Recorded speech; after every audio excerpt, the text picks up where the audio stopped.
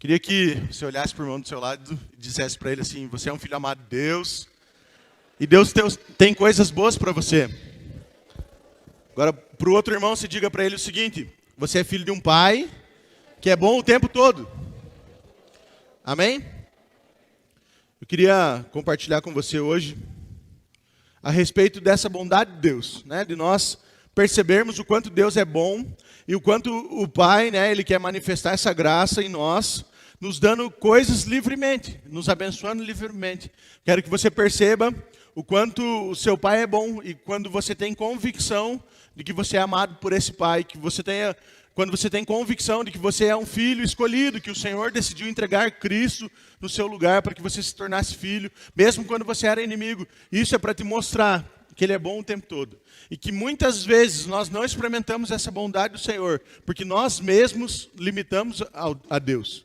Porque a estratégia de Satanás é justamente gerar confusão na nossa mente a respeito de quanto Deus é bom para conosco. Amém?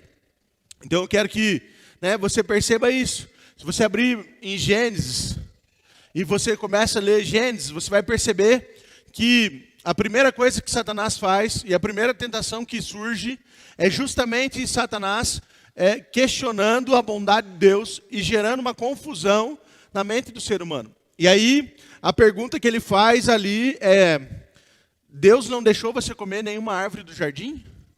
Mas perceba que há uma intenção nessa pergunta por trás disso, por trás dessa pergunta. E a intenção é que, dizendo para Eva o seguinte: olha, esse Deus que se diz tão bom, esse Deus que te criou, te colocou no jardim, agora Ele te proíbe de comer das árvores. Esse Deus é um Deus que não quer te dar todas as coisas, que Ele quer limitar aquilo que você tem direito, que você não experimente tudo aquilo que Ele pode te dar. Na verdade, Ele quer que você viva limitado ali. Mas perceba que em Gênesis, a primeira coisa que Deus faz, conversando com Adão, não é limitar ele, mas dizendo para ele assim: olha, tudo que você tem aqui, tudo que há nesse jardim é para você usufruir, é para você experimentar de tudo que há aqui. E aí, sim, depois ele faz uma ressalva de que haveria um fruto que ele não deveria experimentar. Mas por quê? Porque já havia suprimento suficiente para a vida de Adão e Eva ali no jardim. Mas Satanás, ele faz o quê? Ele tenta confundir o homem naquele momento para que ele ache que Deus não é bom, que Deus não quer entregar tudo que ele tem, ou que Deus não desejava com que o homem usufruísse de tudo aquilo. E por isso ele lança uma pergunta para deturpar a imagem de Deus. E perceba que nesse momento, o homem ali, através de Eva, acaba caindo no pecado, justamente porque a percepção de como Deus era bom é deturpada por essa pergunta. E perceba que hoje, Satanás ele vai agir assim na sua vida, tentando fazer com que você olhe para Deus, mas não tenha a percepção correta da bondade dele sobre a sua vida. Fazendo com que você ache que às vezes Deus está bravo com você, ache às vezes que Deus quer te punir, ou que por causa dos seus erros ainda haverá consequências na sua vida. Mas perceba que isso são mentiras de Satanás. Eu quero abordar algumas coisas na palavra para que você perceba que isso é Satanás tentando deturpar a imagem que você tem desse pai. A gente falou alguns dias atrás a respeito de Satanás deturpar a imagem do pai natural. E talvez muitos de nós não tivemos uma boa experiência com o nosso pai. Justamente porque a Bíblia fala que Jesus veio para nos mostrar, revelar Deus como pai. Então, se Satanás consegue deturpar isso, ele faria com que a gente percebesse Deus de forma errada. E perceba que isso ele faz desde o começo, começando ali com Adão e Eva. Mas quando nós começamos a olhar para o Senhor com graça, olhar para o Senhor da forma correta, nós começamos a enxergar o Senhor de uma forma totalmente diferente. E um bom exemplo disso é quando nós olhamos para a vida de Davi. Talvez você já ouviu a história de Davi, mas Davi ele cometeu o pecado de adultério. Ele dormiu com a mulher de um soldado seu. Inclusive, essa mulher engravidou. E aí ele manda esse soldado para a linha de frente da batalha para justamente morrer ali na guerra como uma bucha de canhão, para resolver aquela questão. E no dia seguinte, ele casa com essa mulher que ele havia engravidado. Mas perceba que um abismo ele sempre vai levando para outro. Então, olhando todo o contexto de Davi, você vai perceber que Davi, ele estava dormindo, a Bíblia fala, mas o problema é que estar dormindo naquele momento, naquele período da tarde, não era o papel de um rei. Por quê? Porque o rei deveria estar na frente de batalha. O seu povo estava guerreando, mas Davi estava dormindo. Então ele já estava com algum problema nesse momento. E aí ele acorda, ele sai passear ali, ele enxerga pela janela a mulher tomando banho. A mulher de um soldado seu. E ele manda essa mulher subir. Então perceba que um erro dele vai acarretando outros erros, até o ponto de que essa mulher vai lá, dorme com o rei Davi, engravida, avisa o rei que tinha engravidado. O rei faz o quê? Puxa, eu preciso resolver isso, vai ficar estranho se essa mulher aparece grávida falando que é de mim. E aí, para tentar resolver um problema por conta própria, o que ele faz? Ele vai e manda chamar Urias, que era o soldado, né, casado com essa mulher, e fala assim, ó, volta para casa, e agora você vai dormir com a sua mulher, vai ficar um tempo com a sua mulher, e depois você volta para a guerra. Por quê? Qual é o raciocínio de Davi? De que se a mulher aparece grávida, o homem tinha voltado da guerra, então é óbvio, foi o relacionamento que houve entre eles nesse período que ele estava em casa descansando. Só que esse homem era tão honrado que ele decide não dormir com a sua mulher. E ele vai ficar no pátio do templo ali, separado da sua mulher, ele não dorme em casa. Então quando Davi descobre que Urias ele tinha sido tão honroso com o seu exército, de não dormir com sua mulher, o que ele faz? Então, ele falou, a única chance de eu resolver esse problema que eu criei é mandar esse homem para morrer. E aí, ele, como tinha poder para isso, ele escreve uma carta, mandando para o capitão ali do exército, de que deveria colocar aquele soldado na frente da batalha para que ele tivesse um confronto direto com os inimigos, e a chance dele morrer seria grande. Então, é isso que acontece. Então, perceba que o contexto que Davi entra é um contexto ruim. Ele vai tentando corrigir as coisas, mas um abismo sempre vai levar para outro. Mas por que eu conto essa história para você? Para que você perceba a bondade de Deus até mesmo nesses momentos. Se você abrir comigo em Samuel, 2 Samuel 12.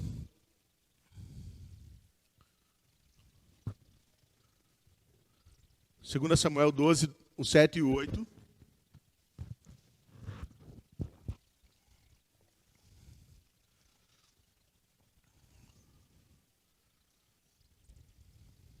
A Bíblia conta o seguinte, em 2 Samuel 12, do 7 ao 8. Então disse Natã a Davi, tu és o homem, assim diz o Senhor, Deus de Israel. Eu te ungi rei sobre Israel, e eu te livrei das mãos de Saul. Dei-lhe a casa do teu Senhor e as mulheres do teu Senhor, em teus braços, e também te dei a casa de Israel e de Judá. Se isso fora pouca, eu teria acrescentado tais e tais coisas. Perceba, esse homem, ele falha com o Senhor, né? Ele falha com o povo, porque ele estava dormindo no meio da guerra, ele falha com aquele homem, com aquele soldado, né? Dormindo com a sua mulher, depois ele manda matar, né, aquele homem através de colocar ele na frente de batalha, e olha o que o Senhor está falando para ele nesse momento. O Senhor chega para ele e fala assim, olha, eu te dei o reinado do seu Senhor, eu te livrei de Saul, eu te coloquei como rei, eu coloquei você na casa do seu rei, no lugar dele, eu coloquei você, né, todas as mulheres sendo para você, e se você tivesse me pedido e falado comigo, eu tinha colocado mais sobre a sua vida. Né? Então o que o Senhor estava falando para ele? Ele estava falando o seguinte, olha filho, você não precisava ter feito tudo o que fez, e você não precisava ter tentado resolver da forma que resolveu, porque se você tivesse me pedido, eu faria por você da forma certa. E eu teria te dado muito mais mulheres, muito mais riqueza, se esse fosse o desejo do seu coração. Então perceba que esse Deus ele é bom, inclusive no momento que Davi não foi tão bom assim, porque ele tinha feito coisas erradas, o Senhor está falando para ele, olha Davi, se você tivesse me pedido, eu tinha feito diferente na sua vida.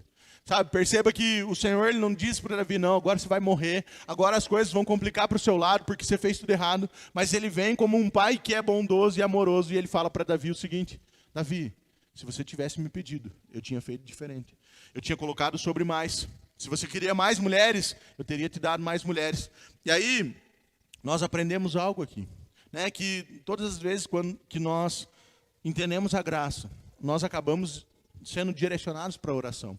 Perceba que os 10 mandamentos, eles não falam em nenhum momento sobre oração, mas ele fala sobre o que o homem faz para que ele não caia em pecado e para que ele tente se tornar santo. E em todo momento, nos 10 mandamentos, a Bíblia fala de algo que o homem tem que fazer para que ele se torne santo. Mas perceba que quando nós falamos da graça, nós começamos a perceber que eu e você não damos conta de resolver os problemas. E nós não damos conta de ser santos o suficiente. E que a única coisa que nos resta é correr para o Senhor e orar. Davi, ele não tinha entendido isso, mas o Senhor está ensinando Davi que quando ele estivesse com algum problema ou estivesse precisando de algo, ele precisaria reconhecer que não dava conta e de que através da oração o Senhor faria por ele. Claro, mudou-se o tempo e hoje, por exemplo, se você tem dificuldade com o seu marido ou com a sua esposa, você não vai pedir para o Senhor outros maridos e outras esposas. Você vai pedir para que o Senhor transforme a vida dele. Amém? Amém? Então, se você estava com a ideia de mudar a esposa, o marido, não é isso que eu estou falando. Eu estou falando que o Senhor, ele consegue transformar a pessoa que tem caminhado com você. Então, se você, às vezes, não gosta de algo no seu relacionamento, está tendo alguma dificuldade, o que você deveria fazer é desistir disso, de tentar mudar a outra pessoa e correr para o Senhor em oração. E falar, Deus, eu não dou conta de mudar. Talvez eu fiz a escolha errada na hora de casar. Mas eu sei que o Senhor é um Deus bom, que me ama, e por várias vezes na Bíblia diz que se eu pedir, o Senhor faz. Então peça para o Senhor a transformação do seu marido, da sua esposa, dos seus filhos. Muitos pais às vezes passam anos e anos tentando com que o filho frequente a igreja, conheça o Senhor, se esforce para estar se esforça para que o filho esteja na igreja.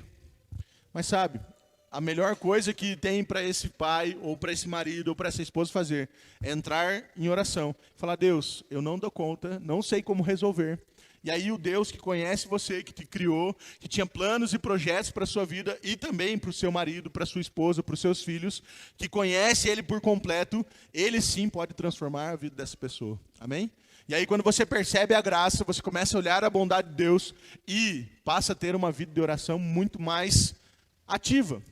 Não uma vida de oração para ser aceita por Deus, mas sim uma vida de oração porque você sabe que se não for Deus na sua vida, você não consegue resolver as coisas. E aí, talvez em algumas áreas da nossa vida nós queremos dar conta de resolver sozinho. Foi o que aconteceu com Davi. Talvez Davi, em outros momentos, ele orava ao Senhor e pedia para que o Senhor resolvesse. Mas nos Salmos nós não vemos Davi reclamando da sua área sexual em nenhum momento. E ele achava que nessa área ele daria conta, e o resultado disso é que ele vai de um abismo para outro, até o ponto de fazer uma grande bagunça naquele tempo. E o Senhor simplesmente fala para ele, olha, era só você me pedir, eu resolveria para você. Era só você pedir que eu faria no seu lugar.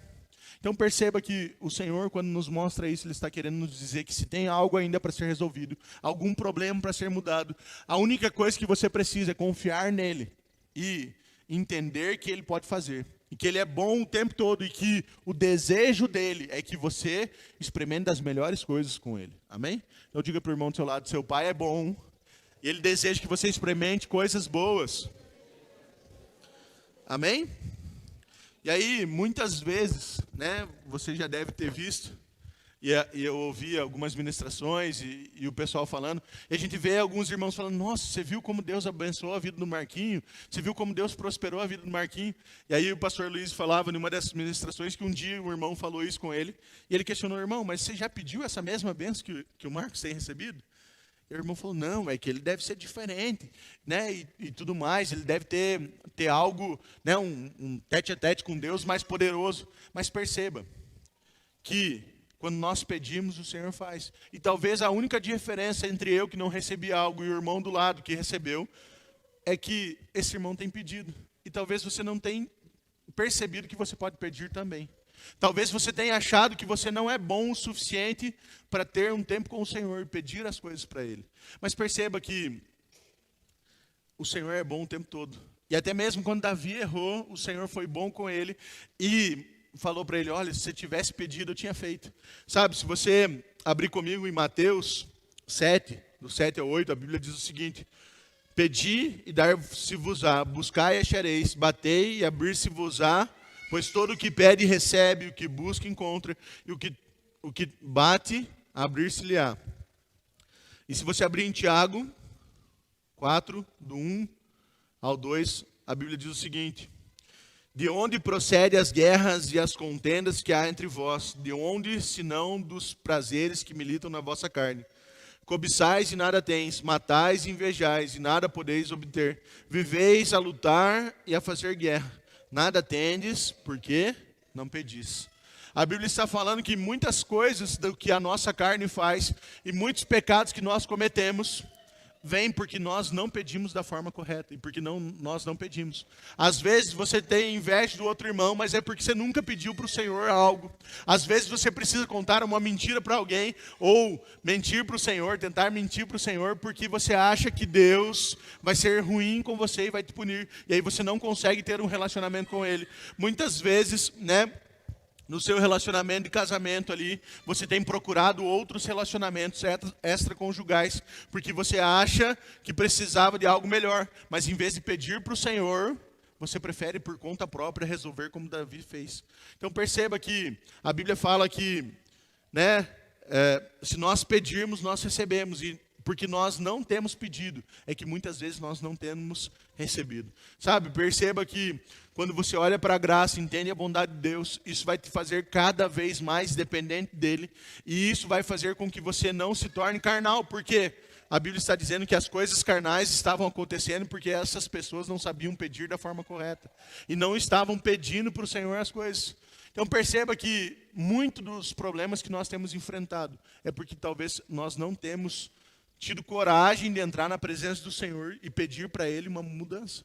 E o que o Senhor deseja é que você entre na presença dEle, tenha relacionamento com Ele e fale: Deus, eu não dou conta de resolver esse problema. Deus, eu não sei como resolver essa questão com meu marido, com a minha esposa. Não sei resolver essa questão com os meus filhos. Não sei cuidar das minhas finanças. Eu preciso que o Senhor cuide para mim. Eu preciso que o Senhor faça algo diferente.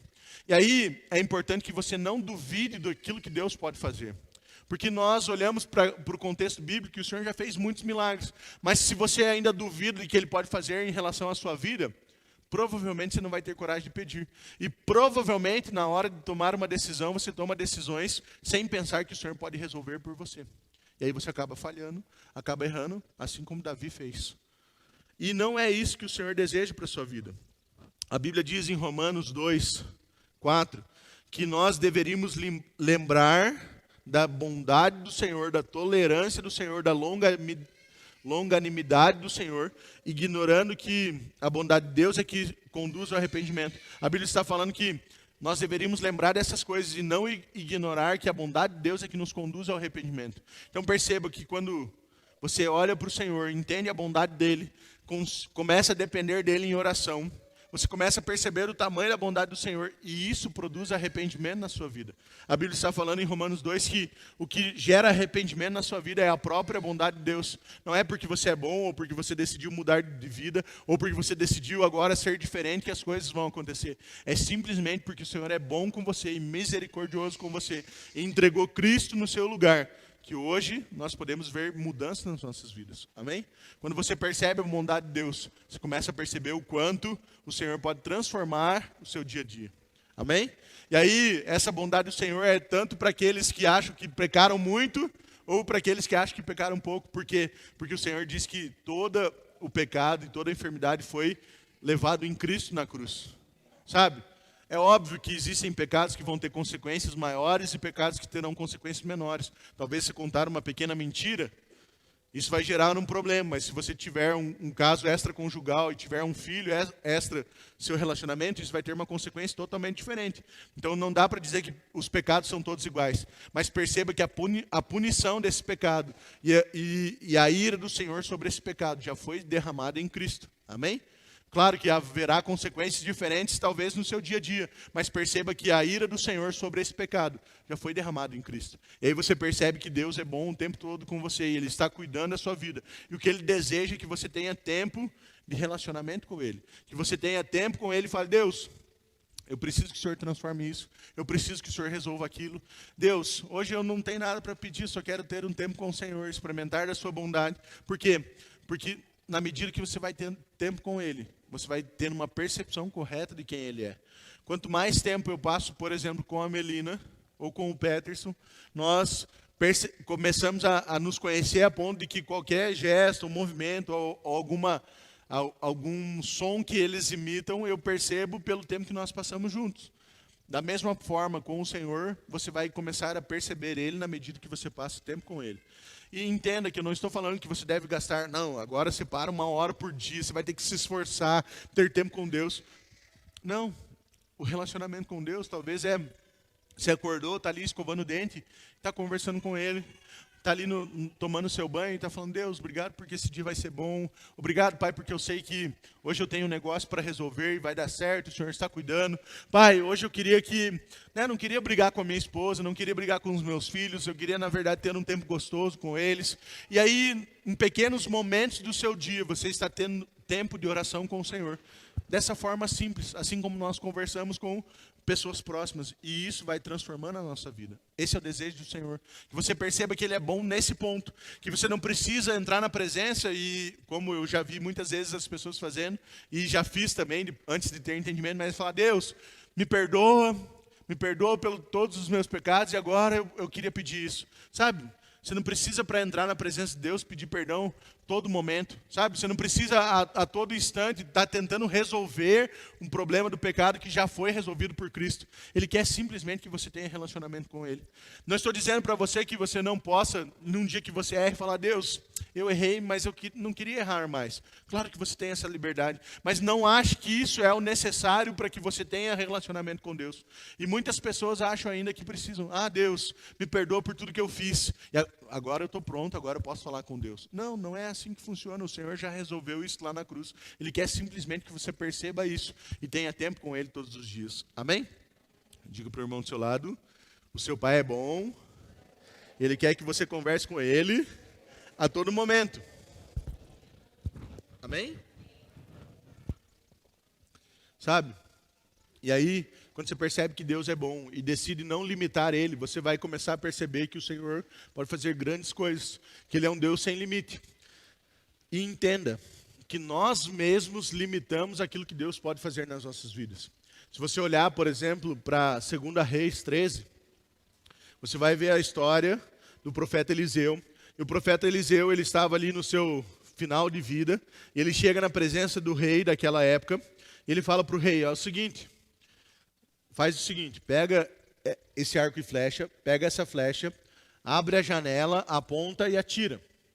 E aí quando ele atira essa flecha, Eliseu fala, essa é a flecha da vitória. Essa é a flecha da vitória do Senhor na sua vida. E aí, a flecha vai, e aí Eliseu olha para aquele rei e fala o seguinte, olha, agora você vai fazer o seguinte, você vai pegar a flecha e vai atirar no chão. E faça isso, E aí ele vai, atira uma vez, atira 2, atira 3 vezes e para.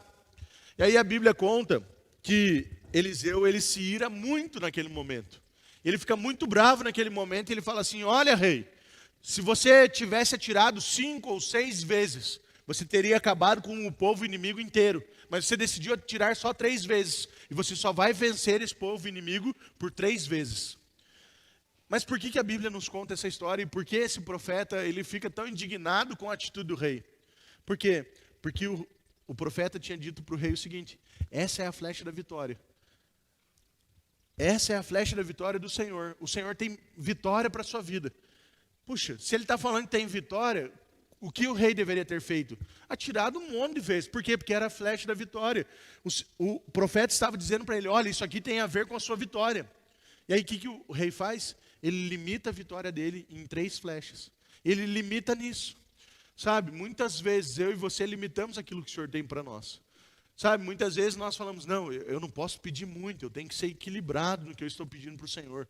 Puxa, eu não posso pedir muitas coisas, porque vai que não é a vontade de Deus. Puxa, perceba que nessa história, o Senhor só estava falando para aquele rei, olha, essa é a minha flecha da vitória, só atira. E quantas vezes o rei tivesse atirado, era quantas vezes aquele rei teria vencido. Se você olhar também o contexto de João 6:11, em que a Bíblia conta a respeito da multiplicação dos pães e dos peixes, você vai perceber que Jesus, ele pega os pães e os peixes, ele levanta para cima, agradece ao Senhor e ele manda distribuir tanto os pães quanto os peixes. Mas é interessante que no versículo 11, no finalzinho, a Bíblia diz assim, quanto queriam. Então, diz assim: então Jesus tomou os pães e, tendo dado graças, distribuiu entre eles e também, igualmente, os peixes, quanto queriam. Sabe, a Bíblia não está falando que o Senhor agradeceu e falou assim: agora distribui, mas por favor, o Macfish, né, porque era pão com peixe, igual do McDonald's, é um para cada. Eu vou entregar um para cada e é limitado um para cada, porque milagre também não é assim que toda hora que a gente faz, não dá para abusar. Não, não era isso que o Senhor estava falando. O Senhor estava falando assim: obrigado, Deus, porque o Senhor me deu isso, né, esses pães e esses peixes, e agora eu vou distribuir.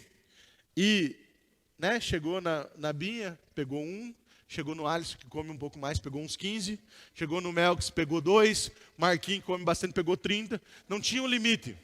Por quê? Porque era quanto eles queriam. E enquanto aqueles homens tinham vontade de comer, enquanto aquele povo podia comer, eles foram distribuindo. Não era limitado. E aí quando o povo falou: estamos satisfeitos, ainda sobrou alguns cestos de pães e peixes.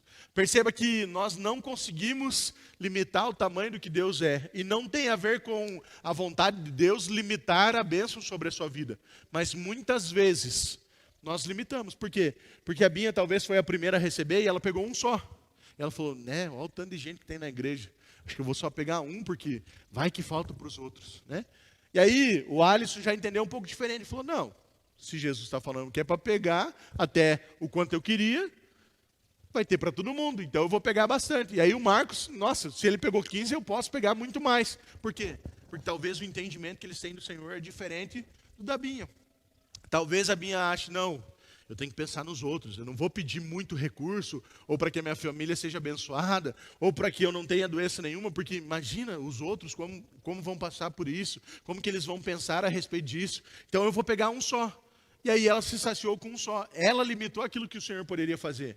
Mas o Marcos e o Alisson, que entenderam quem é Deus, eles entendiam que tinha o suficiente para eles, mas que também teria suficiente para os outros. E essa é a verdade do Senhor sobre as nossas vidas. Ele sempre tem suficiente, ou melhor, em abundância para nós. E mesmo que você tente chegar no limite do que o Senhor tem para você, sempre ainda vai ter mais. É isso que a Bíblia está falando nesse momento. Ele multiplicou pães, peixes, todos pegaram a quantidade que queriam, e quando todos pararam de pegar, ainda sobrou alguns cestos daquilo que o Senhor tinha multiplicado. Perceba que o Senhor, ele não tem limites. Muitas vezes os limites que têm sido colocados é você mesmo. Muitas vezes a dúvida de que o Senhor vai fazer ou não tem vindo do seu coração, da sua mente. Ou talvez Satanás tenha lançado dúvidas na sua cabeça a respeito disso, mas vença isso. Entenda que o Senhor não tem limites, que o Senhor é ilimitado. A única coisa que você não deveria fazer é questionar como Deus vai resolver por você. Amém? Por quê? Porque isso nós não temos como explicar. Talvez Pedro, quando decide andar sobre as águas, ele jamais imaginaria que ele conseguiria andar. E ele não limita o Senhor nesse sentido. Ele fala: se o Senhor está andando, eu quero andar também. Ele não fica questionando se Deus ia buscar ele, se era para ele dar o passo ou não, se Deus ia fazer um milagre, aparecer uma rampa do barco para ele andar sobre as águas. Ele não se importava a forma que ia ser. Ele entendia que se Deus, né, através de Cristo, estava fazendo isso, também poderia acontecer na vida dele. E aí ele decide dar o passo sobre as águas. Ele não questiona se Deus faria ou não e como faria. Ele sabia que Deus era um Deus ilimitado. E que se Jesus estava experimentando disso, ele também poderia experimentar. Da mesma forma no seu dia a dia. Você pode pedir coisas para o Senhor. Você pode pedir coisas grandes para o Senhor. Sabe, às vezes um teste que você deveria fazer. Você tem um sonho, peça isso para o Senhor. Mas seja ousado e fale assim: não, eu estou sonhando com isso. Mas o pastor falou que Deus é bom e que Deus não tem limite, então eu vou testar. Não porque, não, agora eu estou incentivando você a pedir só coisas grandes. Não, não é nesse sentido, mas é para que você perceba que Deus sempre vai te surpreender. Ele vai além daquilo que você pode pedir, além daquilo que você pode pensar ou imaginar. Amém? É interessante também que em Lucas, quando você olha para a história de Jesus, Lucas ele conta o contexto de Jesus como homem. E a Bíblia conta que quando Jesus está ali caminhando com seus discípulos, e cada evangelho tem uma face de Jesus, né? E ele mostra Jesus de uma forma. E Lucas mostra Jesus como um homem. E é interessante que a Bíblia, né, nos mostra em Lucas que é o evangelho em que mais Jesus tinha tempo de relacionamento com Deus. Porque como a face que estava sendo mostrada de Jesus naquele evangelho era de um homem, ele também estava nos mostrando que a nossa forma de ser como homem era alguém que deveria orar bastante, ter tempo de relacionamento com o Senhor por várias vezes. Por isso que Jesus, quando veio para a terra e se fez homem, ele tinha muito tempo de relacionamento com Deus através da oração, através de conversar com o Senhor. Por quê? Porque ele estava nos ensinando que isso transformaria as nossas vidas. Não à toa, os discípulos pedem para Jesus ensinar a eles como eles deveriam orar. Por quê? Porque eles começam a perceber que era algo natural para Jesus conversar com o seu Pai, através da oração. Sabe, é isso que você precisa notar no seu dia a dia. Que conversar com Deus deveria ser algo normal, como você conversa com seu marido, com a sua esposa, com seus filhos, né, com alguém do seu colégio, com um amigo. Por quê? Porque Ele é uma pessoa, através do Espírito Santo, que está habitando dentro de você. Você é a habitação dele, você é a casa dele. E se Ele está dentro de você, a vantagem é que a pessoa não, né, ele está o tempo todo com você. Algumas pessoas não estão o tempo todo com você e você não consegue conversar com elas o tempo todo. Mas com Jesus sim. Por quê? Porque Ele está dentro de você através do Espírito Santo. Amém? E aí, é interessante que quando nós olhamos para a história ainda da Bíblia, nós começamos a ver que Deus é bom demais e o melhor, é verdade a respeito disso. Porque às vezes a gente fala que é bom demais para ser verdade. Mas nesse caso, Deus é bom e Ele é verdade também. Amém? Quando nós olhamos para a história de Josué e Caleb, por exemplo, que eles vão para a terra prometida, espiam a terra prometida, voltam contando a história lá em Deuteronômio. Nós vemos eles contando uma história para aqueles homens dizendo assim, olha, lá tem muita coisa boa. Lá é uma terra que mana leite e mel. Perceba que mana, leite e mel não é só que tem leite e que tinha mel, mas sim uma terra que tem abundância. Né? Eles falam, olha, as frutas lá são gigantes, né? São enormes. E é incrível a terra que Deus nos deu, parece boa demais. A ponto de que os outros espias também concordam que a terra era boa, mas quando eles olham para aquela terra e enxergam os gigantes, eles falam, não, é bom demais para ser verdade, não é para nós. Tudo aquilo que tem naquela terra não serve para nós. Mas perceba que os únicos que usufruíram daquela terra foram aqueles que tinham a percepção correta do que Deus tinha dado para eles. Josué e Caleb foram os únicos que acabaram entrando na terra prometida daquela geração. Por quê? Porque os outros todos, por ouvir os espias falando que a terra era boa demais para ser verdade, que talvez, né, não seria para eles, pensaram em até mesmo apedrejar Josué e Caleb. Mas perceba que os únicos que usufruíram daquilo lá foram aqueles que não limitaram aquilo que Deus tinha. Eles entendiam que a terra era boa, era muito boa e era a verdade que Deus tinha para eles. Perceba que há verdades na Bíblia que são boas demais para ser verdade. Se você não olhasse na Bíblia e não tivesse aquele, né, escrito ali essas verdades, você até falaria, não pode. Né? Não tem lógica isso que o pastor está falando. Não tem lógica isso que está escrito aqui. Talvez quando nós ouvimos falar do Evangelho da Graça, de que Cristo morreu no nosso lugar por todos os nossos pecados, de que quando ainda nós éramos inimigos dele, porque éramos pecadores, o Senhor manda Jesus no nosso lugar. Isso parece ser bom demais para ser verdade. Quando eu falo para você que o Senhor não é bom com você porque você é bom com Ele, mas sim porque Ele é bom o tempo todo, e porque Ele é bom o tempo todo, a bondade dEle sobre a sua vida.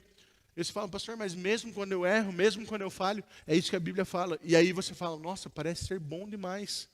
Mas essa é a verdade, é o que a Bíblia está falando. Sabe, é isso que a Bíblia fala ao seu respeito, que você hoje pode ter relacionamento com Deus, porque Cristo resolveu isso na cruz. Essa é a verdade ao seu respeito, que você é abençoado com todas as sortes de bênçãos, que você é suprido com todas as riquezas baseadas na glória. Que hoje a sua saúde é baseada em Cristo, e Cristo já levou toda a enfermidade na cruz. Sabe, tudo isso parece ser bom demais. Pastor, mas eu não preciso fazer nada. A única coisa que a Bíblia fala é que nós deveríamos reconhecer que nós não damos conta de fazer nada. E deveríamos ter tempo de relacionamento com Deus. E pedir para Ele, por quê? Porque a Bíblia diz que Ele nos daria. A Bíblia fala que se nós pedirmos, nós recebemos. Se nós batermos, a porta será aberta. A Bíblia diz que, porque nós não temos pedido, é que nós não temos recebido.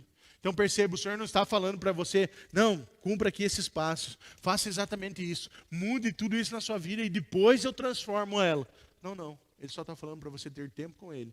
E entender que é uma boa verdade. É algo que parece muito mais do que você merecia. E realmente é. Mas é para você. Porque a Bíblia fala isso. Amém?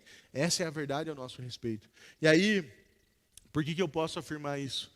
Perceba a lógica que há no céu. Romanos 8:32. Abra comigo.